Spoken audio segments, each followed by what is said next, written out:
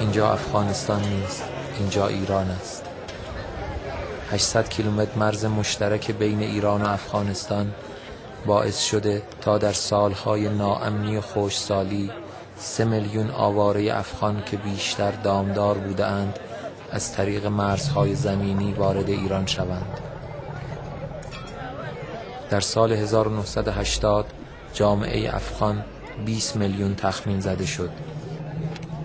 از این 20 میلیون 2.5 میلیون نفر به دلیل جنگ و گرسنگی مردند و 7 میلیون آواره شدند.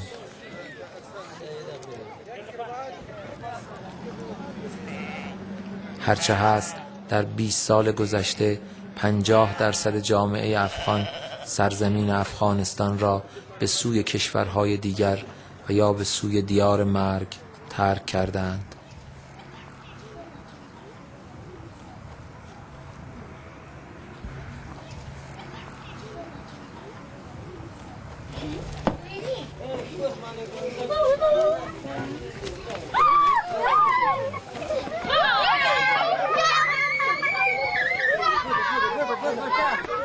کودکان این 7 میلیون آواره افغان به دلیل آنکه بدون مجوز قانونی وارد کشورهای همسایه شده اند از ورود به مدارس عمومی منع شده اند. مدرسه میری؟ نه. روزا پدرم میره کار. تو چه کار میکنی؟ من نون میارم. از کجا نون میاری؟ از 55 تومانی. از کجا؟ اون برای 55 تومانی. مدرسه نمیری؟ نه. کار ندارم. خب با افغانستان جنگه؟ آره. چرا؟ کی با کی می جنگه؟ آمریکا با طالبان می جنگه. تو آمریکا رو دوست داری؟ آره؟ نه. طالبان رو دوست داری؟ نه. کی رو دوست داری؟ من. کی رو دوست داری؟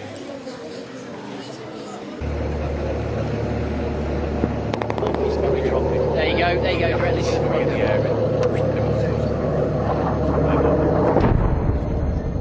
A Dutch jet drops a 1,000-pound bomb on the village compound, ending the fight.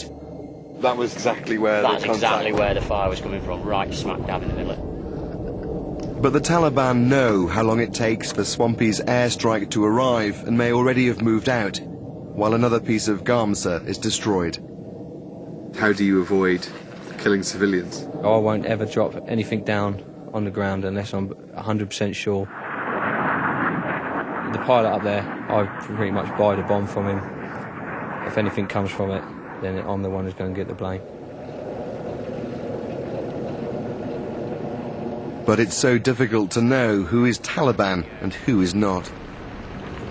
They're very committed fighters.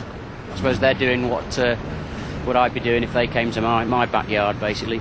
They do know the terrain very well. They're not scared to take us on, even, bearing in mind the overwhelming firepower that we've got.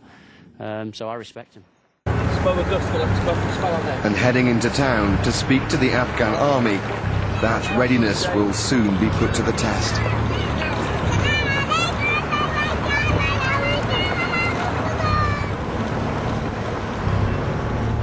See quite a lot of damage on the buildings. We've got a lot of fighting around here, it's very quiet. And the police station that we're heading to is just over there, I think.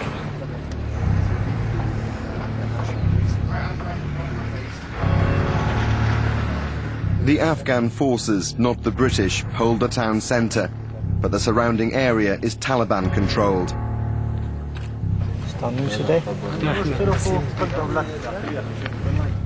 The army's intelligence officer says yesterday's skirmish left 9 Taliban dead and 30 injured. It's impossible to confirm this, or to know if civilians were among the casualties. He admits some Taliban fighters are local people.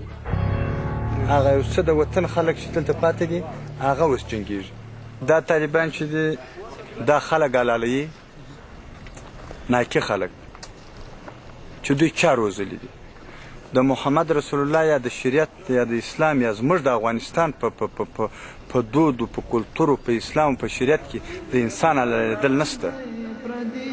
And there is every reason to fear the more ideological Taliban, many trained in religious schools in Pakistan. This is Mullah Dadullah, the senior local commander, a founding father of the Taliban. His recent video shows 6 men being beheaded as British spies. Dadullah's men have declared holy war on all foreign forces.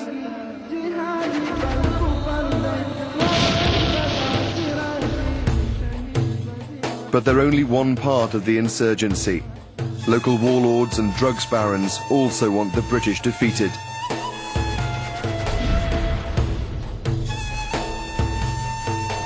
And ready to take on Jason's men, there's no shortage of disaffected locals.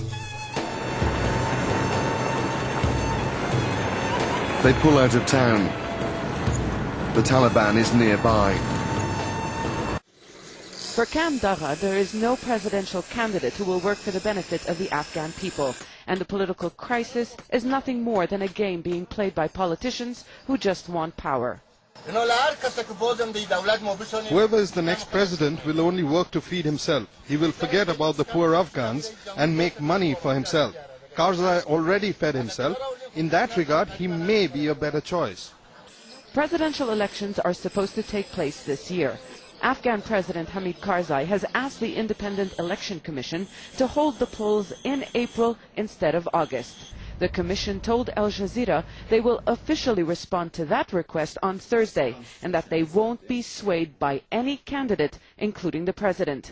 But the commission's head said elections would almost be impossible in April. We will study the request, the constitution and the electoral law. We won't be pressured by anyone, including the president. But an April vote would mean half of the population won't be able to take part. We aren't prepared. Some, particularly those who oppose Karzai, believe he's trying to use his power to stay in office.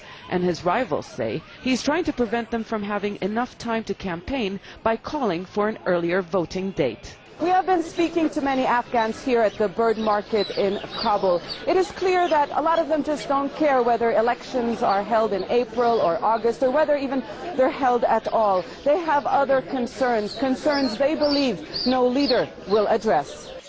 Peace, security and work are what Baba Kari wants. They just make promises that they will bring peace and create jobs. When they become president, they will forget about all these promises. They are all the same donkey with the same attitude.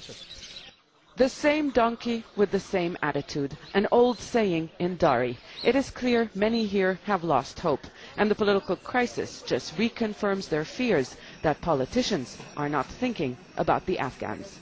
Zana Khudr, Al Jazeera, Kabul.